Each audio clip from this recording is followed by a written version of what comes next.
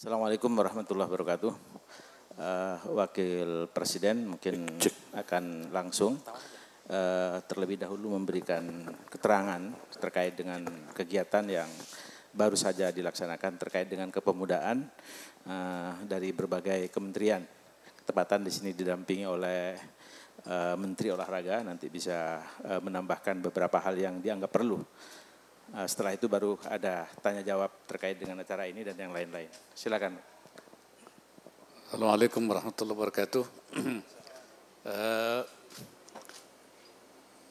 Siang hari ini saya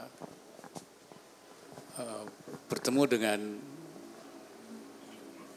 Menteri Olahraga dan berbagai kementerian dan Kemenko mengenai masalah kepemudaan ya, karena kepemudaan ini melibatkan semua Kemenko, ya bukan hanya PMK tapi juga semua ikut karena ada aspek-aspek yang ada di koordinasi Menko-Menko itu, ya baik itu soal pendidikan, soal ekonomi, soal tenaga kerja, soal ya, kepemimpinan, soal kesehatan dan lain-lain sebagainya.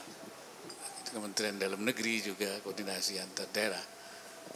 Dari hasil laporan yang tadi disampaikan, kita ingin memang ada capaian-capaian indeks prestasi pemuda, itu kita menargetkan supaya ada peningkatan-peningkatan. Di 2023 ini ada peningkatan.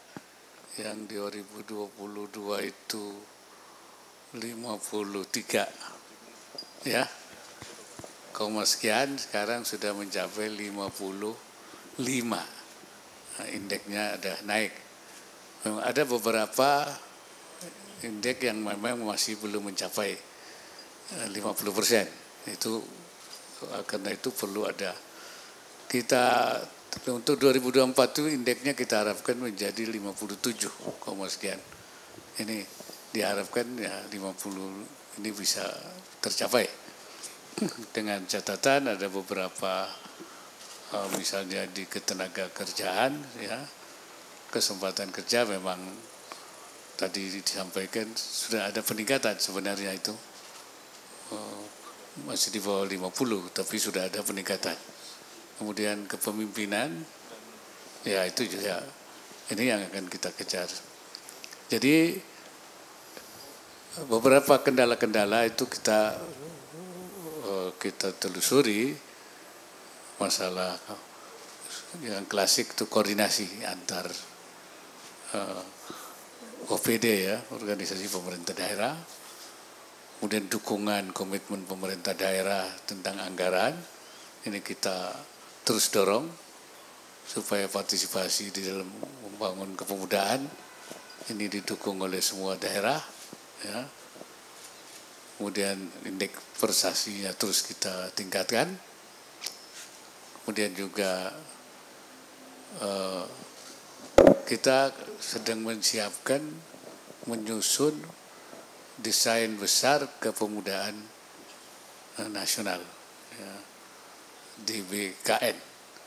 Kalau di BON kan sudah ada desain besar olahraga nasional, di BKN sedang disusun ya, untuk kita nanti punya target-target yang pasti tentang pembangunan kepemudaan di. Ya, kita juga prihatin masih adanya tawuran-tawuran masih adanya ya, dan itu sudah disiapkan oleh Kementerian Olahraga untuk menghadapi berbagai masalah, tantangan-tantangan yang dihadapi, ya, termasuk juga masalah kesehatan pemuda. Barangkali itu, ya. Oke, mungkin ada yang mau tanya masih terkait dengan tema ini. Ada Menpora nanti bisa lebih mengelaborasi. Iya, baik. Silakan. Saya Ragil dari Radio El Sinta, Pak. Tadi menyampaikan bahwa target-target akan ditingkatkan menjelang menghadapi bonus demografi dan tahun emas 2045. Evaluasi apa yang akan dilakukan menjelang purna tugas kepemimpinan Pak Jokowi dan Bapak Kiai Haji Ma'ruf Amin agar target-target itu tercapai. Tahun ini kan tahun purna tugas, siap-siap untuk memberikan kesuksesan-kesuksesan program-program yang dilaksanakan. Yang kedua tadi ada desain besar kepemudaan. Itu tahun berapa akan dilaksanakan? Targetnya tahun berapa? Terima kasih. Ya, mengenai pertama tentu di 2024 ini, ya seperti tadi saya katakan target indeks prestasinya itu di 2024 itu 57 lebih. Dan yang 2003 itu sudah dicapai 55, sekian. Artinya ini dengan ada beberapa indeks prestasi yang masih di bawah 50, ada dua ya. Saya kira tadi itu akan kita optimalkan. Ya, akan kita optimalkan dengan melibatkan kementerian terkait. Ya, ini sudah itu. Dan mengenai desain besar itu, ya sekarang sedang disiapkan. Kita harapkan nanti saya selanjutnya, ya tahun ini saya kira Pak Menteri Olahraga. Silakan Pak Menteri. Ya, terkait dengan desain besar kepemudaan nasional, kita baru saja menyelesaikan harmonisasi dengan seluruh stakeholder, 27 kementerian lembaga yang terkait dengan pelayanan kepemudaan. Dan saat ini sudah masuk kepada tahap permohonan produk dasar hukumnya. Kita menargetkan sebelum dari masa purna pemerintahan saat ini sudah bisa diluncurkan agar ke depan roadmap dengan pembangunan pemuda ini tidak terputus dan berkelanjutan.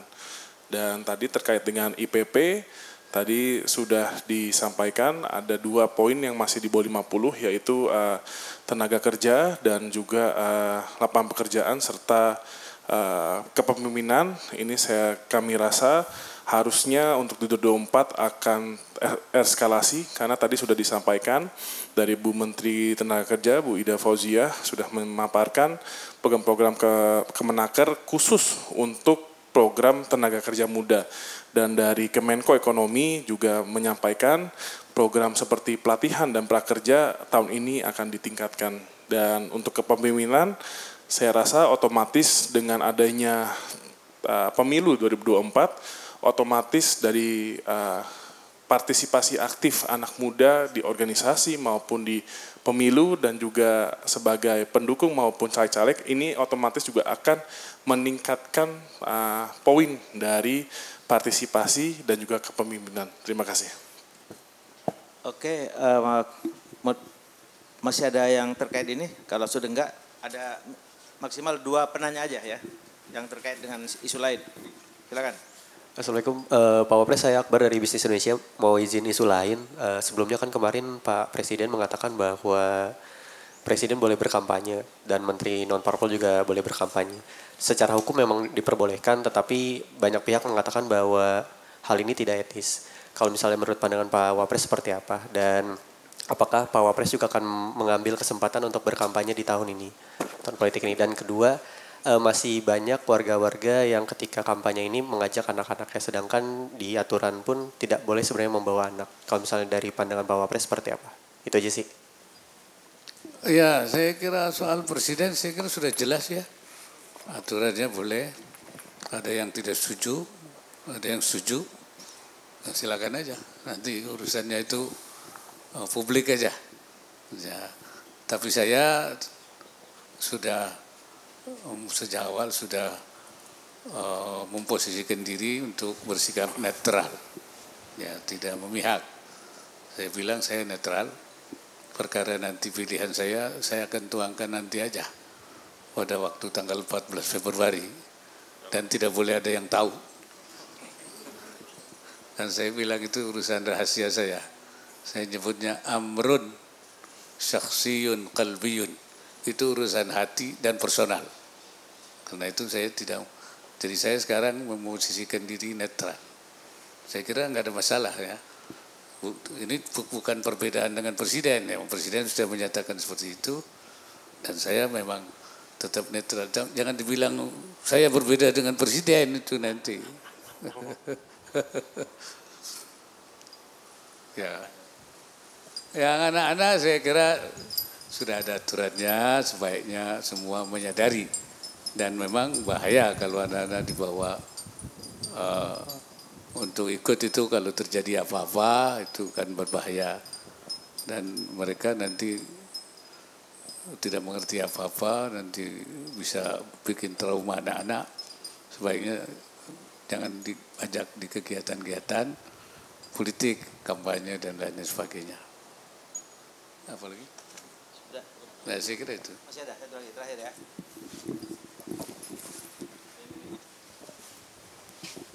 Selamat sore Pak Wapres, saya Dian dari Kompas TV. Pak mau tanya, ada ini Pak temuan pembagian bansos beras yang ada stiker salah satu paslonnya. Nah itu tanggapan Pak Wapres seperti apa? Karena ada kecurigaan bantuan sosial kemudian dipolitisasi. Terus yang kedua minta tanggapan Pak soal kemarin saat rombongan RI1 melintas ke Jawa Tengah itu ada acungan 2 jari. Nah itu pendapat Pak Wapres seperti apa? Terima kasih. Saya kira kalau masalah-masalah yang berkait dengan pemilu, kampanye, ada beras, bansos, ada gambar, itu saya kira supaya disampaikan kepada Bawaslu saja. Nanti Bawaslu yang memberikan apakah itu ada semacam pelanggaran dan apa tidak. Saya kira itu. Ya. Soal pose 2 jari Pak Wapres? Ya termasuk itu juga nanti urusan Bawaslu aja. Oke, terima kasih saya ya. kira. Yuk. Assalamualaikum warahmatullahi wabarakatuh.